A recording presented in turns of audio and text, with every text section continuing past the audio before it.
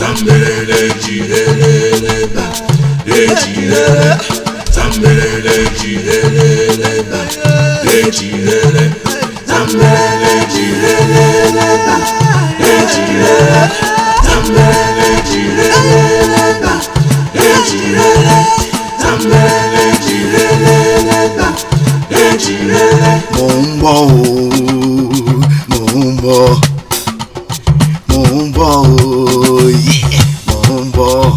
Ọmọ tí mo kó lọ́nà ló jẹ́ ń pẹ́. Bébí tí mo kó lọ́nà ló jẹ́ ń pẹ́.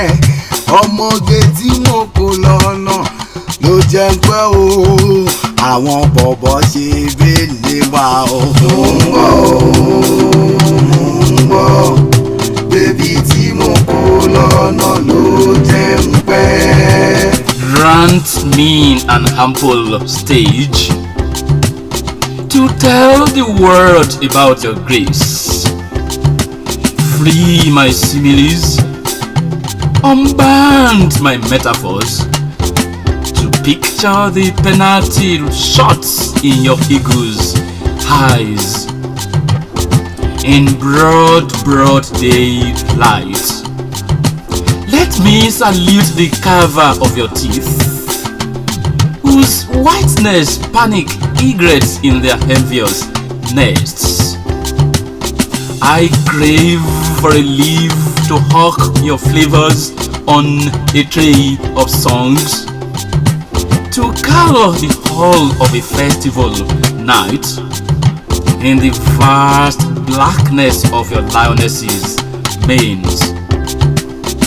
And when night finally comes, stars peeping, rainbow giggling, and the moon eavesdropping on the banter of our love, I shall retire to your beaded feet, worship their beauty till the fall of night, until you spray on the crooning poet the hard currency of your uncommon smiles.